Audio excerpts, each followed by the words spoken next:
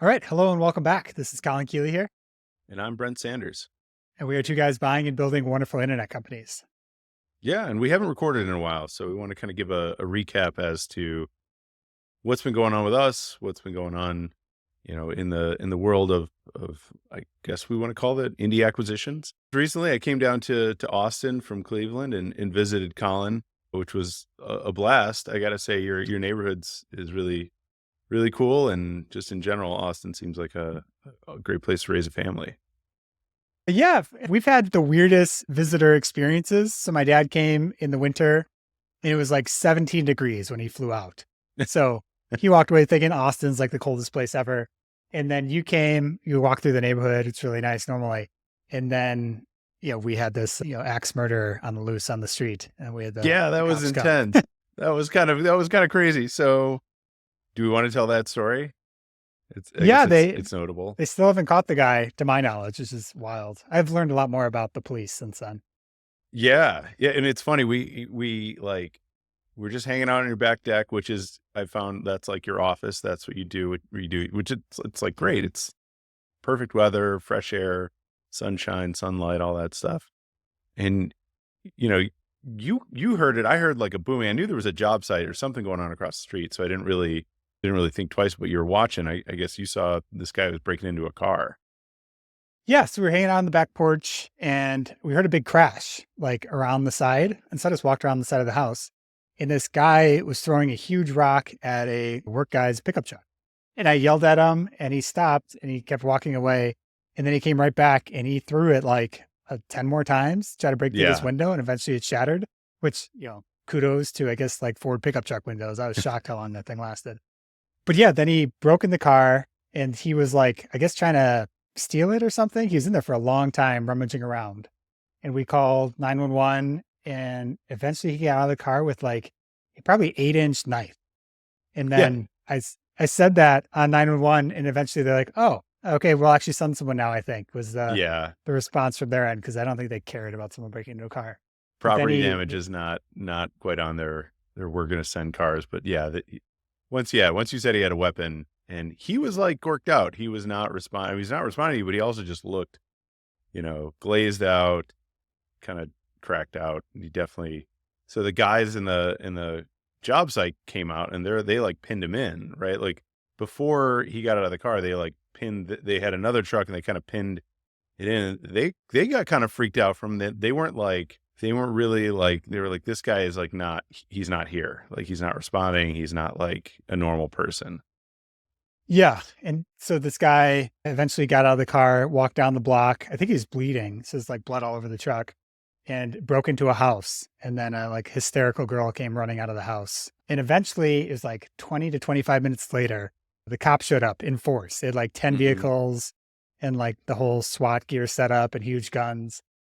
And they surrounded the house. And then they confirmed with everyone else there's no one else in the house. They eventually went into the house and they found out he wasn't in the house. He had somehow escaped out the back before the cops had arrived, Yeah. which is, yeah, wild. It took them so long to show up. And then to my knowledge, they haven't, caught him or anything either after that. But the freaky part, especially what freaked out the girl who lived in the building who got broken into, is that they suspected this guy that he had like murdered somebody like a week before or something like that. Yeah, that's what they said. I don't know if there's any truth to that. Austin Yeah. is not Chicago, so it's not like there's a murder, every day here. So that would be a Yeah. pretty big news story. But yeah, that's what she said. Well, I thought your Um, neighborhood was but yeah, was this it is. I mean, it's beautiful old homes on like, tree-lined streets in one of the nicer neighborhoods like in Austin. But yeah, it's funny. It got interrupted with that. yeah. But the largest story here with cops, I was talking to a friend that has lived here for a number of years, is back in the riots of like 2020 or that time.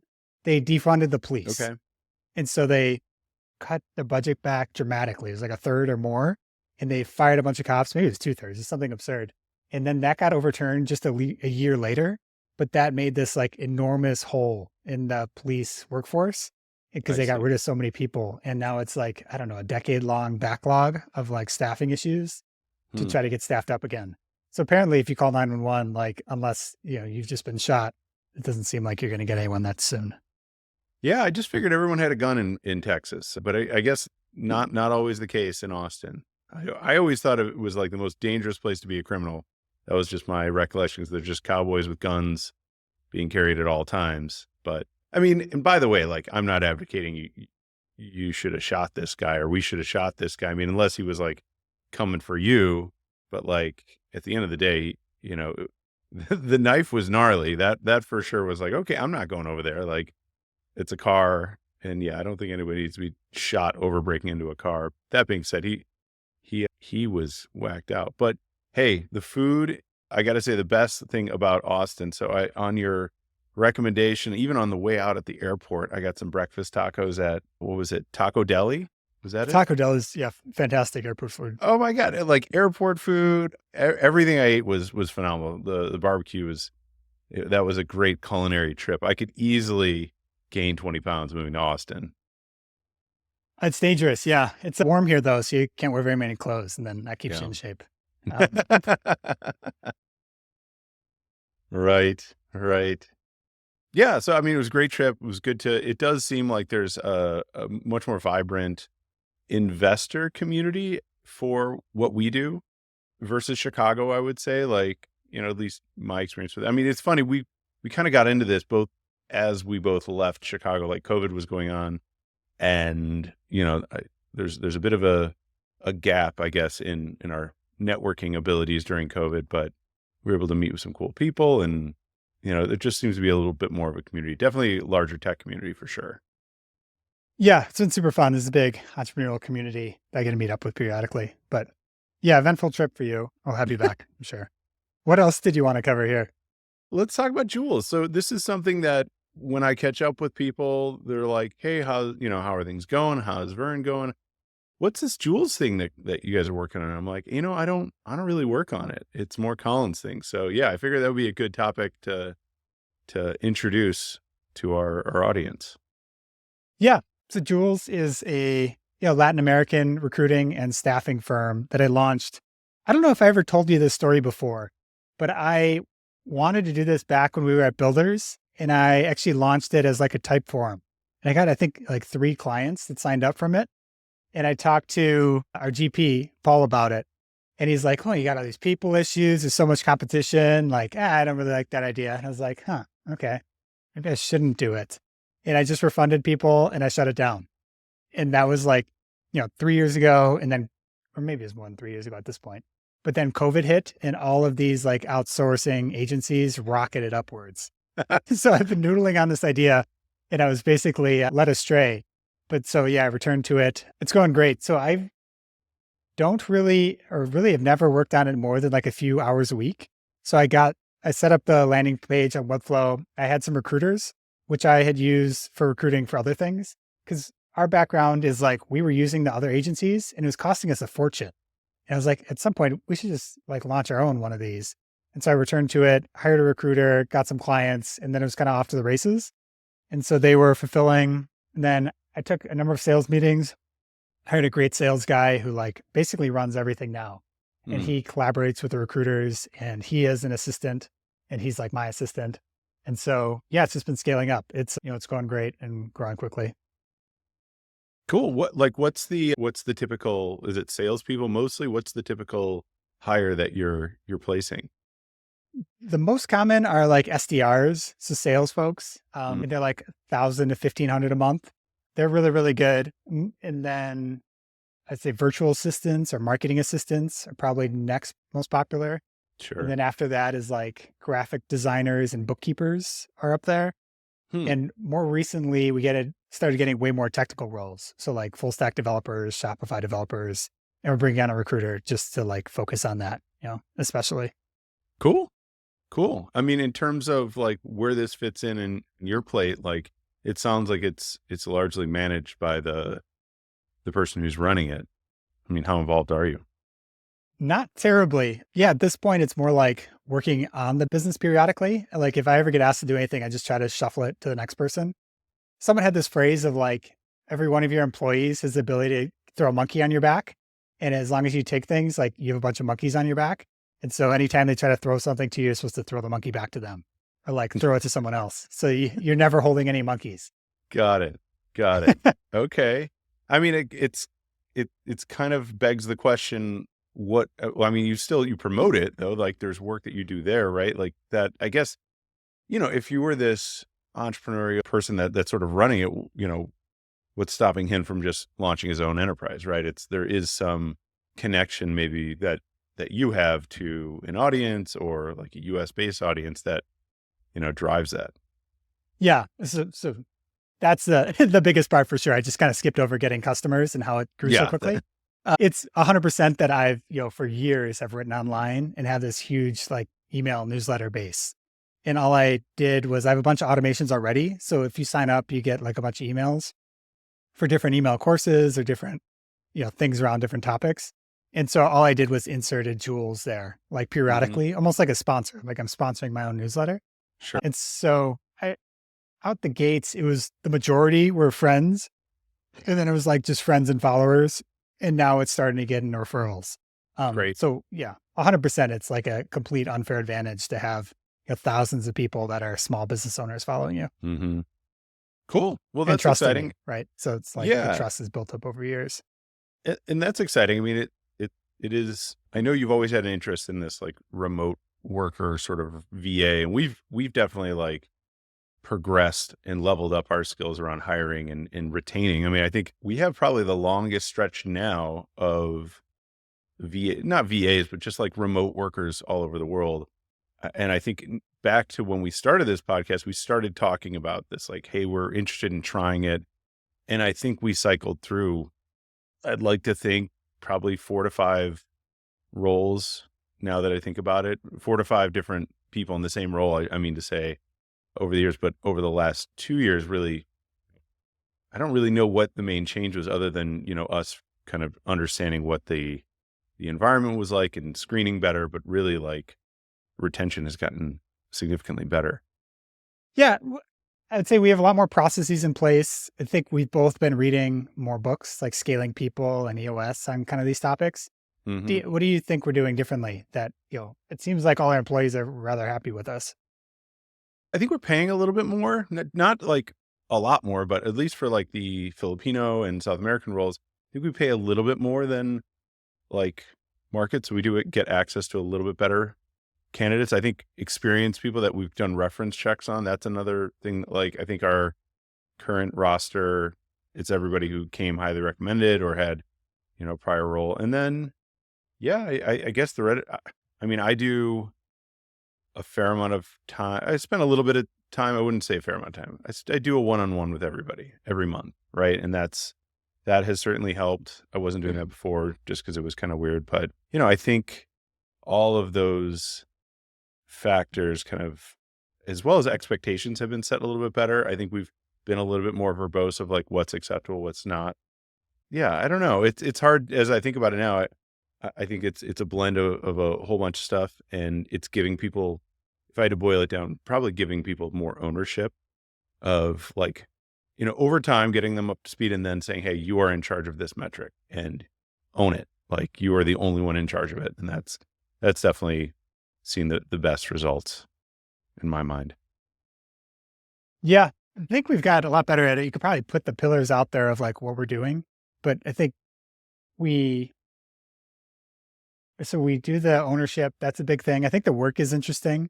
The work is probably far more interesting than being a cog at like, a much larger company, which is what Hmm. alternative is for a lot of these people. We pay, I would say above average for sure in all these countries. That's something we do at Jules too. We recommend people like the retention is just way higher if they're just Yeah. getting paid like 10 to 20% more than they would get otherwise. Or else like the people that are looking for jobs are like, oh, I'm doing so much work, I'm underpaid. And it's just easy to steal those people away. Yeah, I'd say those are probably the biggest things. Autonomy, we're not like super micromanaging anyone to any real extent. I agree. Do you want to talk about any scout stuff? Yeah. So since the last time we recorded, I think we last update there was that we're going to dive into services. And as of right now, what's first week of April, we have two branded app customizations already underway or signed. That's actually an update didn't share with you, but we do have commitments from folks that are like, great, send the contract. I'm in, charge my credit card. Let's go. And then We have one growth engagement sort of pilot that's already underway. So like, in a very micro level, what we want to do is kind of start small with this and flesh it out. We're seeing a lot of progress there. And I would say, like, I would attribute it to, we talked about it on a prior podcast, but this book, Monetizing Innovation. And I don't think you need to read the whole book, but I think there's a podcast that, maybe this podcast, but there's a podcast that the author was on, but it really, really enabled me. I was really struggling with, like, I get on a call with somebody, they want to do something custom. How do you talk about it of like, hey, what you're asking for probably could be 10,000, could be 50,000, and you probably want to pay 1,500. Like, how do you have those conversations and bridge the gap?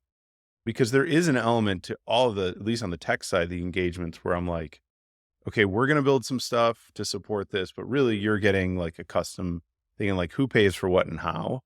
And that book has been just gold to arm yourself with really clear, poignant questions that are like, what's this worth to you? How much would you pay for it? What's too much money for this? Like, where does it, and none of those answers have elicited a quantitative response where it's like 5,000 is too much, 2,000 is too little. Like, it's been hemming and hawing about answering the questions. Like, well, this is a nice to have, but it would be great for customer experience in order to, in the customer's own language, like, tell me, where does this fit in their priorities? And then I can, because they're already customers, I can look at what the revenue is, and they'll even tell me this is what I charge. And it's really easy to say, okay, there's an incremental 20, 30% that you could charge to a customer to have a great experience. And therefore, a branded app that has some special customization makes sense.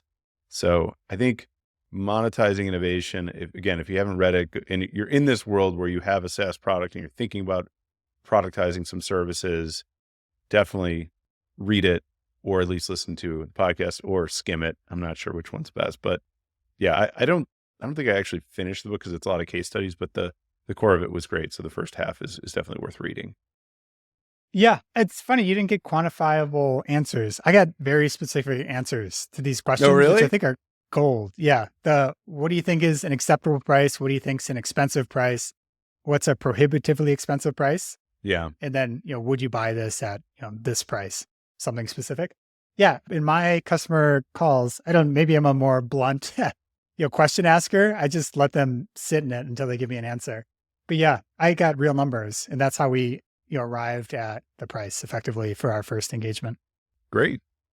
Yeah. So like the goal is bang out the first couple and then pilot them and then promote the results as testimonials. And I think there's like a great way to obviously grow all the ancillary services, but just overall MRR. You can multiply MRR is kind of what we're expecting to do, and we'll see how it goes, but so far so good. And I think the other thing that I'm really looking into is seeing like what we can do to really dive into the boarding space. I mean, you've brought Yeah. this up of like moving up market a little bit.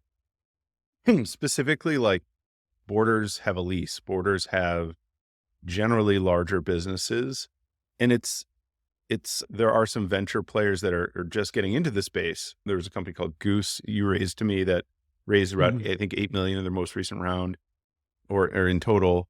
But, I look at that product and I'm like, well, we have all that stuff, but they have like an iPad and like a check-in app. And so I feel like Scout already has some of the very difficult parts of pet care, like walking and GPS and media and all this stuff to facilitate like a WAG or Rover-like experience.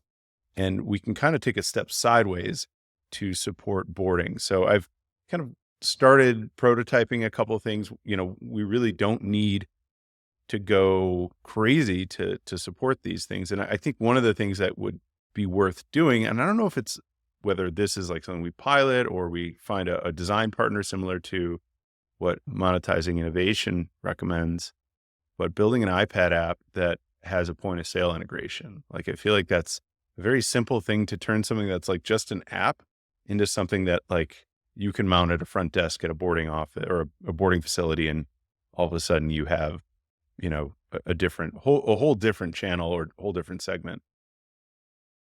Yeah. I love this. This kind of came from client discussions to some extent of like, the successful dog walkers generally do pet sitting as well. And that's like in their homes or in other people's homes. And then the natural progression from that is like, well, we should just have like a retail facility to do it. Yeah. So they're kind of moving up market and more of them are requiring some version of this. And it's just, it's a way stickier customer. It goes back to, we talked about it before a little bit, but like the customers that are irate about paying $25, $50 a month and just running away from those people, as quickly as possible. Yeah. Yeah. I mean, we have a great product for those people, for the 1, 2, 3, 4-person dog walking companies. But, the people that we are like probably speaking the most with are these larger companies where they have a fleet and it very quickly goes into grooming, it goes into training. And it's like, we can do that. And I think now it also speaks to, I mean, we're 18 months into the acquisition now. And it's like, I think the reality is I feel comfortable with all the different parts of the code now. It's really taken this long to like understand how everything works. Like you have to almost break it a fair amount or see it break a fair amount to see then how to fix it. And then, okay, where could we tailor this experience? Like, our walks all have the same services, right? There's pee, poop, and water on every single meeting. So like if you're doing training, that's not relevant. If you're doing boarding, that's not really, they're going to pee, poop, and water all day long. It's like knowing how to kind of, but everybody uses appointments. Everybody uses invoices, payments. And so there's parts of the domain that you can still use. And, now that we've gotten intimate with all the touch points, I think it's an appropriate time to start digging into, okay, well, what would this look like to have sort of like a, more of a facility-based approach? And by the way, like what could we do that's unique that leverages our existing infrastructure, such as, a daily update? I don't know much about some of the competitors, but I do know that the hardest part of what we do is related to walking and related to these real-time updates. And if we can leverage that and come, kind of backwards a little bit on the easy stuff of like, hey, make it so you can have a multiple day appointment, right? Like that's not supported currently, but that's a pretty easy thing to say, hey, it's going to be a 3-night stay and you're going to get updates and other stuff that's kind of more unique to Scout as part of it to set us apart, frankly, which I think will be very interesting to see how that shakes out. Nice. Yeah, I'm excited for that. There's a big dominant player that seems to be getting attacked more from all sides because I think their prices are really high and now it's a little outdated because it's been around for like a decade or more. So it's an exciting spot. Yeah. Yeah, I agree. Anything else you wanted to chat through? Any other updates? A funny one is, so I got a ice cream maker that we've been using like every other day. I don't know if you've seen this in like it's really popular in the fitness community because you can make effectively a protein shake. It's just like milk and protein powder and freeze it. And then it makes this like glorious ice cream. And so the backstory here is that professional kitchens use a $7,000 Paco Jet to make ice cream and people are obsessed with it. It's a great device, but their patent ran out recently. So Ninja, this company, copied it and they sell it for $200 and it's huge and it's a really nice ice cream maker. So $200 instead of $7,000. So yeah, we've been doing, protein ice cream every night. And so like a jar of ice cream is like 50 grams of protein and like macros around it are wild. Oh my God. That's awesome. So you're getting swole off ice cream is what you're saying. Yeah. And so is everyone else. These things are super popular. I tweeted about it. It was liked. This is my most popular tweet in like a year, which is kind of funny. It's on ice cream. I think likes and bookmarks combined are like 9,000 and then over 1 million views, like 1.3 million. I think I sold like 100 Ninja Creamies from it because people are asking for it. And I put a, Amazon link below with my recipes and stuff. But yeah. Do you get an affiliate link or anything? I think you make like $10 per, device sale. Wow. So yeah, made a little bit from it. Nice. Yeah, it's the funny. Internet to work. All my most popular tweets are like health related. It's like this niche business acquisition stuff no one cares, but you tweet about, Brian Johnson and it's like 10,000 likes, something crazy. That's funny. Anything else new over there?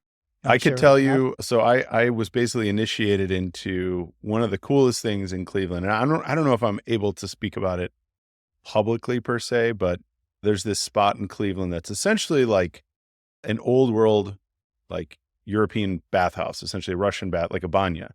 right? It's called the Cleveland Schwitz, appropriately named. So I got invited. I moved here, 3 years ago, and I heard about it through the grapevine.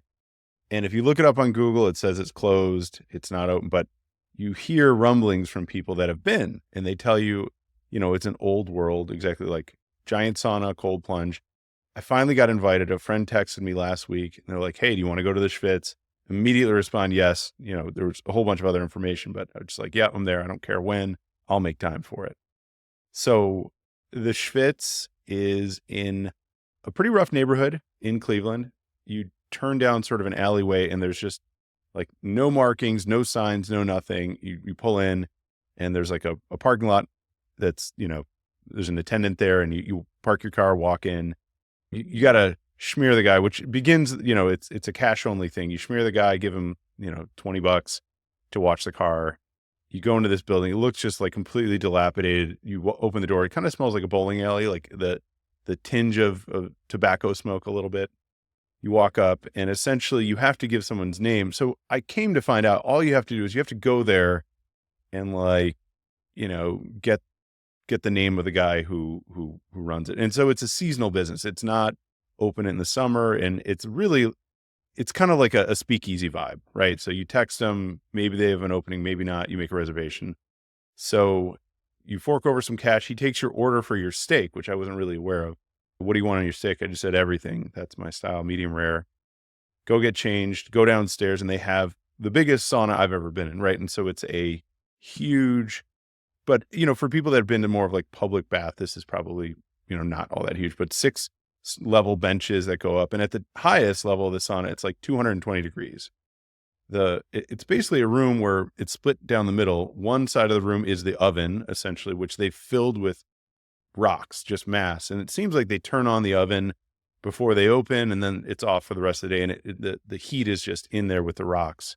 And so it's about 220 on top. At the bottom, probably about 100. So you go between that, and then there's like a cold plunge pool, which was ice cold water. It was great. And that was like a huge, 10-foot by 20-foot cold plunge. By far the best, like body experience I've had. And I used to have a sauna in my house. It was great. So I'm super into this, by the way. But the part that no other place that I've been to was going back upstairs. So we're probably downstairs for about an hour and a half, going between the sauna and the cold plunge, and just feeling amazing. Go upstairs, and essentially it's a restaurant, and you're served your steak, which I didn't quite know what to expect, but on the table are, cheese, bread, whatever. There's a fridge. It's unlimited drinks, whatever you want, beer. People bring wine and whiskey. People are playing cards, smoking cigars. And this is the part that I was like, my mind was blown. It was like an old world men's club. You can smoke inside, there's a fan going, so you're not just stinking. Not that I smoke, but I definitely tried to, had a cigar, chatted, played, and everyone's in their towel, which is the funniest part. So people are continually going up and down. I'm not really one for drinking and going in a sauna, but still people kind of, come up, have a drink, have something to eat, go back down. And then they serve this meal, which was just the biggest steak I've ever had in my life. It was, I think, like a 32-ounce bone-in ribeye with just completely coated on top with sauteed garlic and peppers and potatoes. And that was basically the meal. And by the end of it, I walked out of there feeling like a whole new person, it was probably the coolest thing I've ever done in Cleveland, and is very unique to the area. I don't think there's a lot of these places all over the country, but I was able to talk to the owner, and I was able to get his card. And now according to him, I'm a card carrying member. So I'm hoping to go back soon and experience it again. So I love this. Like, are you going to go back weekly or monthly, or, whenever someone visits you, you bring them? Like, what's your plan going I think it's a special occasion. I definitely want to bring my dad. I'm going back this weekend. My cousin's coming in town, and this is right up his alley. Like, we would go Schwitz, and we would say that, oh, let's go Schwitz. Like, it's such an old Jewish man thing. It's funny, right? It's like, but that's what we say. And so it's ironic that this place is called that, but that is what it is. That's what the word means. So I guess it's not ironic. But yeah, it's not an every weekend thing. I think it's expensive, right? You're paying for this meal, and you got to be out by 8:30, by the way. Like, you can get there around 2, I believe, and then they kick you out, because you can just tell people will linger, right? They eat and they start drinking, and There were people playing cards, smoking cigars. It was hilarious. So I'd say, yeah, probably more of like a special occasion kind of thing. I definitely want to take my dad, my cousin. I'm going to take anybody else who comes in town. This is by far the coolest thing I've ever done in Cleveland, and definitely there is a certain thing about living in Cleveland that I have to say that it's like there's a certain level of like authenticity is the word I'm going to use, but like it is a very unique place in that respect. And this place epitomizes that and is like, it's great. You walk out friends with, 50 other people that you've been basically sitting half naked in a room with, not just in the sauna, upstairs too. Everyone's wearing towels. It's hilarious. So very, very unique experience. And I would highly recommend it. Now, I don't know how to tell you to get in unless I know you. I'm not gonna vouch for anybody and risk my chance of losing. But yeah, that I had to wait 3 years to get my invite. So, it's super cool. Who's like the average clientele there? Oh man, there is no average. So from what I was told, I was there once. The day I was there, there was like a table of 20 like case grad students, like younger, probably in their mid 20s, and then all the way to the spectrum of like the old man table that was, just big guys that were, I didn't really speak much to them, but like everyone was very jovial, friendly, and everywhere in between. It was a lot of just like, it was interesting. There were like, you could kind of, it was like lunch tables, you could kind of tell roughly. So there was like these educated kids and then there were some more blue collar guys and then older guys. Our table is kind of a mishmash. I didn't even know everybody at our table. I was like fourth hand invited because I told a friend of mine, like, if you ever hear about an invite, but it was just kind of a smattering. It was all male. That was one thing. There is a co-ed night, I guess they do. And then they also have ladies nights as well. I don't think it goes over as well with the steak and cigars with the ladies. I don't think that's quite as popular as with the male crowd, but yeah, all walks of life. Every kind of person in Cleveland seems like they might know something about it and they go. So I'm definitely going back this weekend for the, visitor coming in town. And I think it's the perfect way to show them. This is actually for the eclipse, perfect way to show them the eclipse. Cause the eclipse in Cleveland is going to be cloudy. There's no way we're actually going to be able to see the sun in April in Ohio. The eclipse is a big deal. I was looking at flights, like some of my family was looking at flying in for it. It's instead of like the usual price, it's $2,000 because everyone's coming to Austin for it. It's crazy. It's probably a way better chance of actually seeing the eclipse and generally probably better food. Cleveland's got some good food, but it's not quite although I did notice about a block away from my office, some guy just rolled a smoker into a parking lot and it looks like he was smoking some stuff. So might have to try out the Cleveland smoke shop, whatever that is. It's going to be. We'll see how it rates against Austin. There you go. Yeah. Well, that's all I got. You want anything else? No, the Schwitz story, that's very special to me. I love that. Hopefully you're not getting inundated with requests to join you now from all the Cleveland. Hey, if people are here, I mean, it is kind of like, it does seem like, you hear about, I don't know if you ever watched like Blues Brothers. It was like the old way of doing business, of like you spend time with somebody, there's no clothes necessarily. So, nobody's fronting, so to speak. And it's just, you see how they handle pressure, see how they handle being in a 220-degree oven with you. And yeah, it's more fun than golf. I'll say that as far as a networking and business activity. But yeah, I don't know. The cigar and drinking part of schwitzing that's never been a thing for me. I've been more of like this is more like a health club type thing, but it's Cleveland, so it's very fitting. Yeah, it is an odd combo, but all right. I love that. Let's end on that. That's all I got. Take care, everyone. All right.